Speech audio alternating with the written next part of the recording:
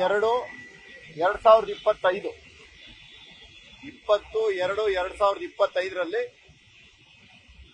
ಒಂದು world bank ಲೋನ್ಗೆ ಸಂಬಂಧಪಟ್ಟಂತೆ 2,000 ಕೋಟಿ ಇದರಲ್ಲಿ ಒಂದು ಅವ್ಯವಹಾರ ನಡೀತಾ ಇದೆ. ಕೆಲವು ಗುತ್ತಿಗೆದಾರರನ್ನ ಶಾಮೀಲಾಗಿ ಸರ್ಕಾರದ ಹಣನ ಲೂಟಿ ಮಾಡಕ್ ಹೊರಟಿದ್ದಾರೆ. ಇದನ್ನ ತಡೆಗಟ್ಟಬೇಕು ಅಂತ ಹೇಳಿ ಇಡಿ, ಲೋಕಾಯುಕ್ತ ಮತ್ತೆ ಸಿಬಿಐಗೆ ನಾನು ದೂರು ಕೊಟ್ಟಿದ್ದೆ. ಅದಾದ್ಮೇಲೆ ಒಂದು ಟೆಂಡರ್ ನೋಟಿಫಿಕೇಶನ್ ಬರುತ್ತೆ. ಟೆಂಡರ್ ನೋಟಿಫಿಕೇಶನ್ ಏನಿರುತ್ತೆ, 2,000 ಕೋಟಿಗೆ ಟೆಂಡರ್ ಕರೀತಾರೆ.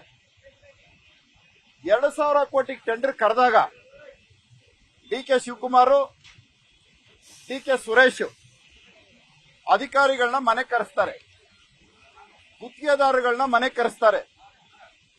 ಅಲ್ಲಿ ಒಂದು ತೀರ್ಮಾನ ಮಾಡ್ತಾರೆ. ಸ್ಟಾರ್ ಚಂದ್ರು ಮಂಡ್ಯ ಲೋಕಸಭಾ ಚುನಾವಣೆಯಲ್ಲಿ ಅಭ್ಯರ್ಥಿಯಾಗಿ ಸ್ಪರ್ಧಿಸಿದ್ದಂತ ವ್ಯಕ್ತಿ ಸ್ಟಾರ್ ಚಂದ್ರು. ಅವರಿಗೆ ಮಹದೇವಪುರ ಟೆಂಡರು. ಅದೇ ರೀತಿ Byatarayanapura Ramalingam construction company, star ಚಂದ್ರಗೆ ಮಹದೇವಪುರ. ಅದಾದ್ಮೇಲೆ ಬ್ಯಾಟ್ರಾಯನ್ಪುರ ರಾಮಲಿಂಗಂ ಕನ್ಸ್ಟ್ರಕ್ಷನ್ ಕಂಪನಿ, ಯಲಂಕಾಗೆ LIA construction company, Tirumalagiri construction company. ಅದೇ ರೀತಿ ಎಲ್ಲಾ ಕಡೆನೂ ಇವರು ಹೇಳ್ತಾರೆ, ನೀನು ಇವನಿಗೆ ಸೆಕೆಂಡ್ ಲೋಯೆಸ್ಟ್ ಹಾಕು, ನೀನು ಟೆಂಡರ್ ಇವನಿಗೆ ಕೊಡು, ಅಲ್ಲಲ್ಲೇ ಮ್ಯೂಚುವಲ್. ಇದು ಮಾಡಿದಾಗ ರಾಜರಾಜೇಶ್ವರಿ ವಿಧಾನಸಭಾ ಕ್ಷೇತ್ರ ಮತ್ತೆ ಬೆಂಗಳೂರು ದಕ್ಷಿಣ ವಿಧಾನಸಭಾ ಕ್ಷೇತ್ರ, ಇದಕ್ಕೆ ಒಂದು ಗುತ್ತಿಗೆದಾರರನ್ನ ಟೆಂಡರ್ ಕರಿಬೇಕು ಅಂದ್ರೆ ಅವನಿಗೆ ಒಂದು ಕ್ವಾಲಿಫಿಕೇಶನ್ ಇರುತ್ತೆ.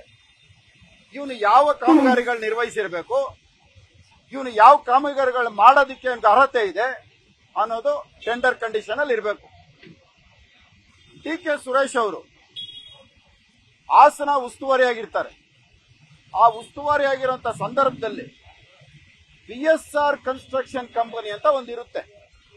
ಅವರು ಮಾಡೋಂತ ವರ್ಕ್ ಕೆನಾಲ್ ವರ್ಕ್ಸ್.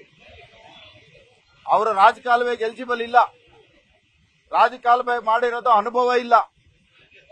ಆ BSR ಕಂಪನಿ ಆಂಧ್ರ, ಅವ್ರನ್ನ ಡಿ.ಕೆ.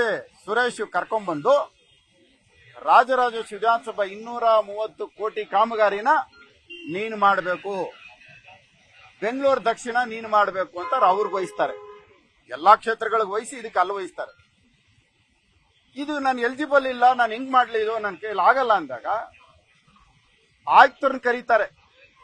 ಕರೆದ್ಬಿಟ್ಟು ಈ ಟೆಂಡರ್ ಇವನಿಗೆ ಆಗೋದಿಕ್ಕೆ ಡಾಕ್ಯುಮೆಂಟ್ಸ್ ತಗೊಂಡು ಇವನಿಗೆ ತಕ್ಕಂತೆ ಟೆಂಡರ್ ಕರೀರಿ, BSR ಕನ್ಸ್ಟ್ರಕ್ಷನ್ ಹೊಂದ್ಕೊಳ್ಳೋ ರೀತಿನಲ್ಲಿ ಟೆಂಡರ್ ಕಂಡೀಷನ್ಗಳನ್ನ ಹಾಕಿ ಟೆಂಡರ್ ಕರೀರಿ ಅಂತ ಹೇಳಿ ಆ ಟೆಂಡರ್ ಕರೀತಾರೆ. ಅದರ ಪ್ರಕಾರ ಇವಾಗ ನಾಳೆ 15ನೇ ತಾರೀಕು ಇವರೆಲ್ಲರೂ ಟೆಂಡರ್ ಹಾಕಬೇಕು. ಇಷ್ಟು ಜನ ಟೆಂಡರ್. BSRಗೆ ಡೆಮ್ಮಿ ಟೆಂಡರ್ ಬಂದು ಸ್ಟಾರು, ರಾಮಲಿಂಗಂ, ಈ ತರ ಅಲ್ಲಲ್ಲೇ ಇವನಿಗೆ ಟೆಂಡರ್ ಆದ್ರೆ ಅವನು ಅಲ್ಲಿಗೆ ಡೆಮ್ಮಿ, ಅಲ್ಲಿಗೆ ಟೆಂಡರ್ ಆದ್ರೆ ಇವನಿಗೆ ಡೆಮ್ಮಿ.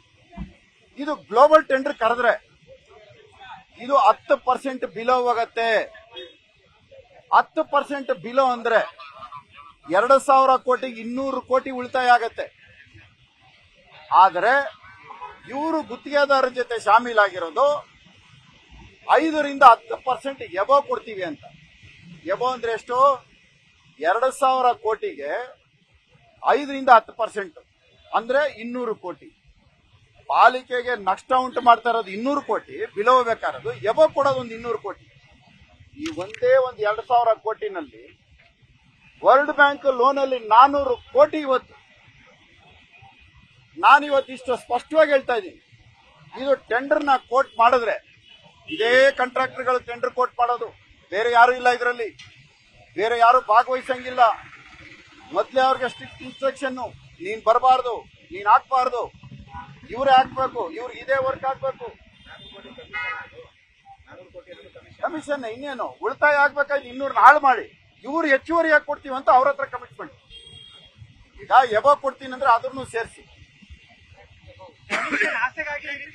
ಕಾಂಟ್ರಾಕ್ಟರ್ ಎಬೋ ಕಮಿಷನ್ ಆಸೆಗಾಗಿ ಈ ರೀತಿ ಮಾಡಿರೋದು ಅಂತನಾ? ಕಿಲೋ ಹೋಗೋ ವರ್ಕ್ ನ ಕೆಜಿಟಿಪಿ ಆಕ್ಟ್ ಕಾಮಗಾರಿಗಳು ಯಾವ್ಯಾವ ಕೆಜಿಟಿಪಿ ಆಕ್ಟ್ ಮುಂದೆ ರಾಜಕಾಲುವೆ ಕಾಮಗಾರಿ ಒಂದೇನಾ ಅಥವಾ ಬೇರೆ ಬೇರೆ ಬರೀ ರಾಜಕಾಲುವೆ ಇದು, ಇನ್ನು ಮುಂದಕ್ಕೆ ತುಂಬಾ ಇದೆ. ಇದು ರಾಜಕಾಲುವೆ ಕೆಟಿಟಿಪಿ ಆಕ್ಟ್ ಇದು ಯಾರೇ ಟೆಂಡರ್ ಕರೆದ್ರು ನಮ್ಮ ರಾಜ್ಯದ ಟೆಂಡರ್ ಇದನ್ನೇ ಫಾಲೋ ಮಾಡಬೇಕು. ಇದೇ ನಮಗೆ ಟೆಂಡರ್ ಕರೆಯೋದಕ್ಕೆ ಆಧಾರ, ಇದ್ರ ಮೇಲೆ ಹೋಗ್ಬೇಕು. ಕೆಟಿಟಿಪಿ ಆಕ್ಟ್ ಅನ್ನೋದೇನಕ್ಕೆ ಇದನ್ನ ಫಾಲೋ ಮಾಡ್ಬೇಕು. ಇದರಲ್ಲಿ ಬಹಳ ಸ್ಪಷ್ಟವಾಗಿ ಹೇಳುತ್ತೆ, for global tender of 25 crores and above under the Karnataka public document ಇದು ಕೆಟಿಟಿಪಿ ಆಕ್ಟ್. ಇದರಲ್ಲಿ 25 ಕೋಟಿ ಮೇಲೆ ಹೋದ್ರೆ ಗ್ಲೋಬಲ್ ಟೆಂಡರ್ ಕರಿಬೇಕು. ಒಂದೊಂದು ವರ್ಕ್ ಎಷ್ಟು ಗೊತ್ತಾ?